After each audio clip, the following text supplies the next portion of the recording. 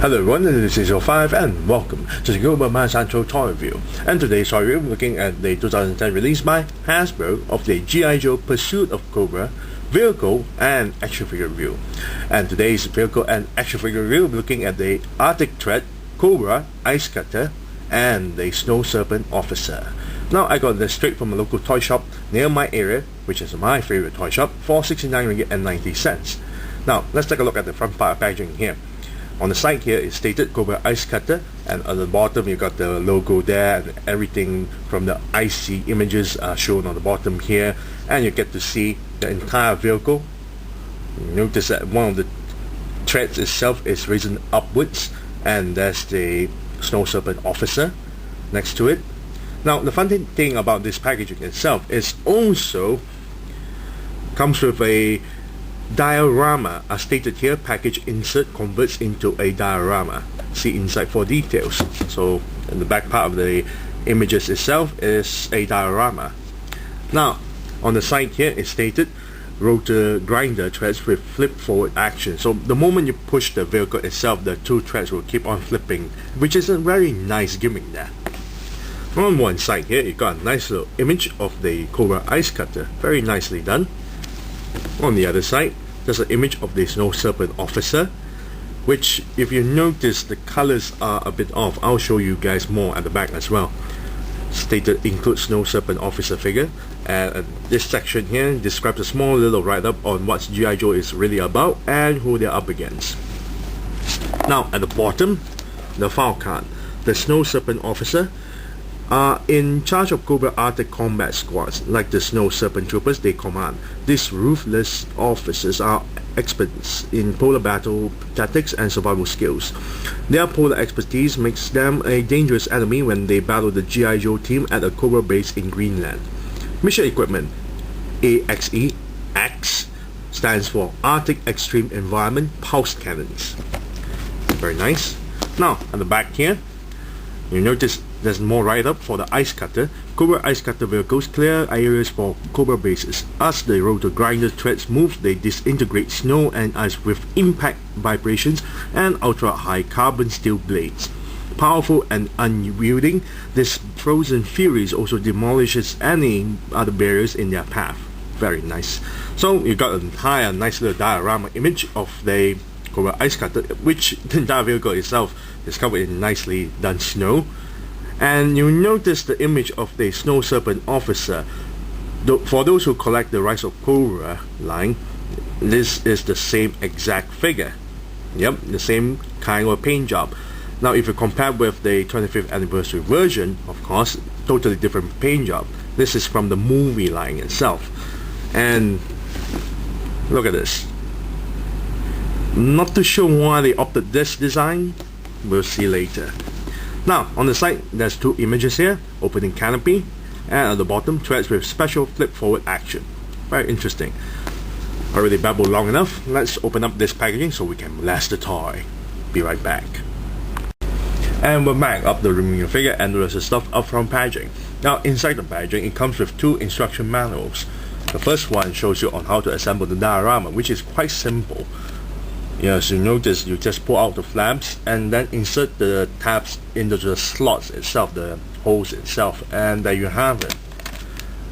The other one is the instruction manual for the vehicle itself. You got a nice little image of the Ice Cutter here, and here you got assembly picture on how to attach the cannons to the vehicle. The cannons is actually a separate piece.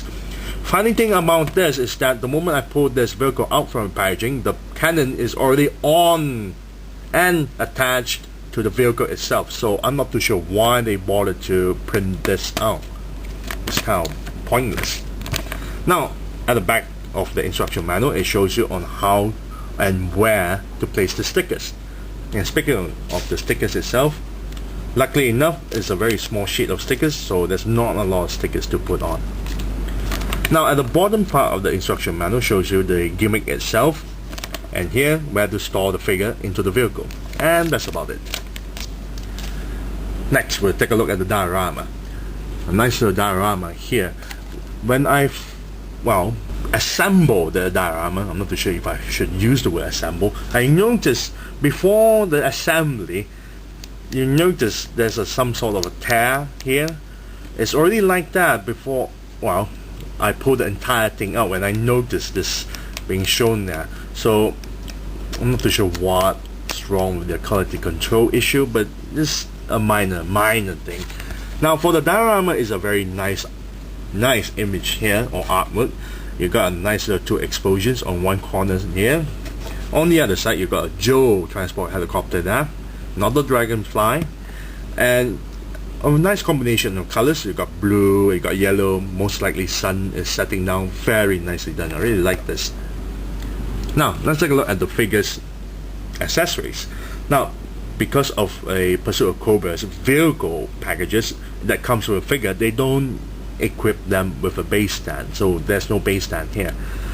Now this is a typical Snow Serpent figure that comes along with a, well, basic accessories that the Snow Serpent should equip. Comes with a pair of snowshoes. There's two pegs there to plug it at the bottom part of the feet itself. The two holes is meant to plug it onto the base stand. Since we don't have a base stand, well, next we have an AK assault rifle, very nicely done. No colors though, nicely detailed stuff, but this is the same accessory from the old 25th anniversary version, so no big surprise there.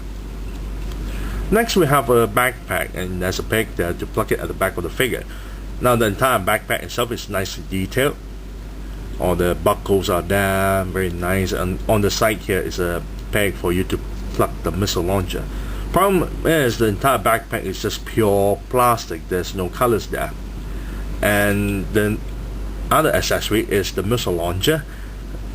As you notice, this piece here, the kickstand, is actually a separate piece. Well, duh.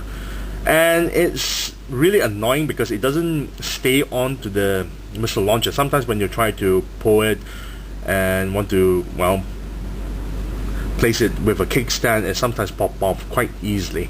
And speaking of popping off quite easily, when you try to put the missile launcher to the backpack itself, you notice the peg and the hole here, it doesn't stay on quite well. It's very loose. A couple of tabs and notice it started to fall off already.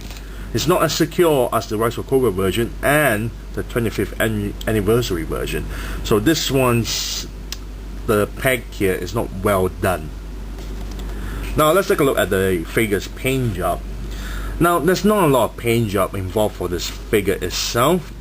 The only paint job that's involved is on the furs, on the arms and the shoulder pads here, the Cobra logo there, the buckles are painted, the face mask is painted, the eyes are painted in black, and that's about it. The rest of the figure is just pure plastic, so it's quite disappointing.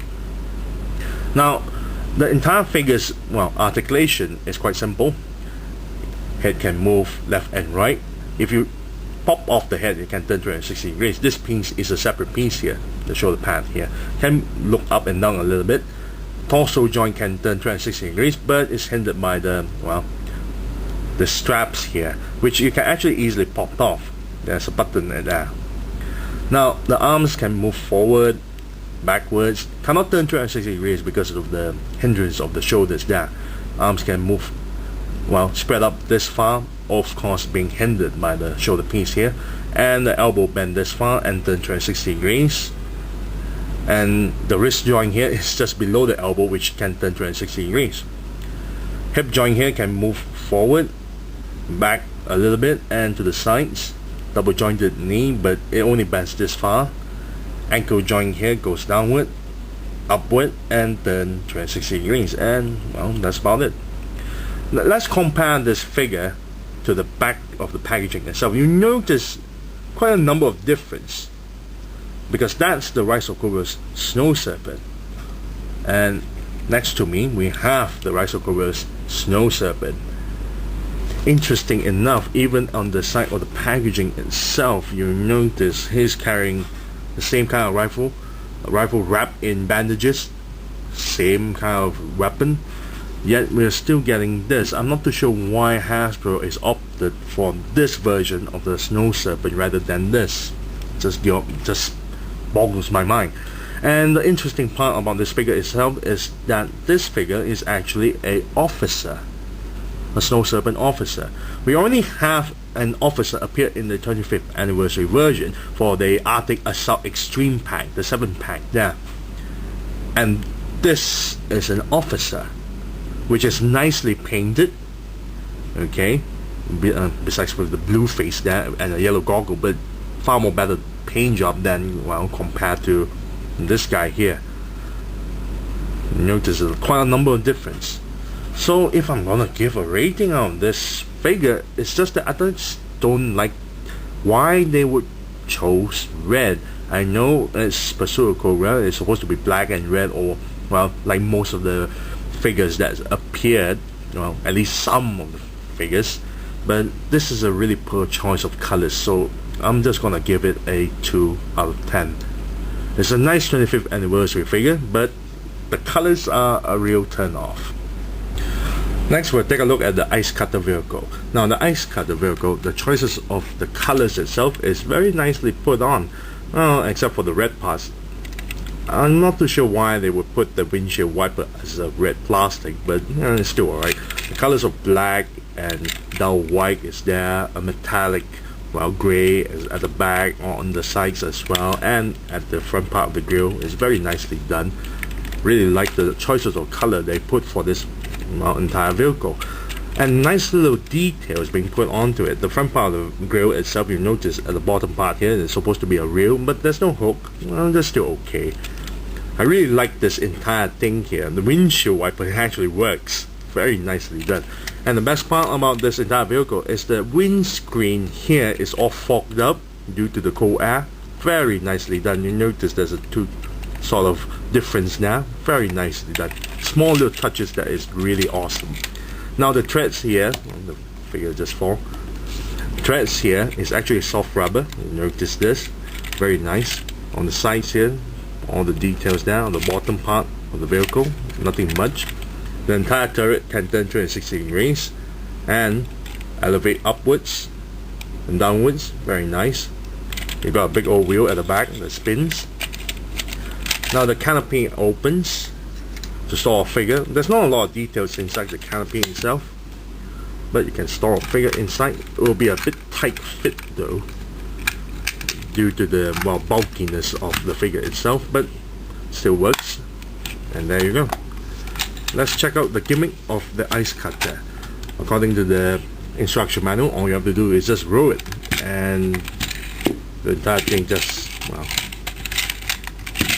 flipping around with the threads. Very nice. So if I'm gonna give a rating on this vehicle, I really like the vehicle. It's very nice, but the figure itself is not really such a great figure. It's just a really poor choice of colors. So if I'm gonna give a rating of this, I'll say I'll give it a 9 out of 10. It's really nice colors and nice little gimmick as well. I really like it. Small little details on the windscreen and nice little windshield wiper. That's a really added bonus there. So the entire thing is a great vehicle. Problem is it doesn't fit, well, any other figures, just only one figure. There's no platform for other figures to stand on. It's just a single man vehicle. So 9 out of 10 for the Ice Cutter and 2 out of 10 for the Snow Serpent Officer. So I thank you all for watching. This is Lucy05 and I'm signing off.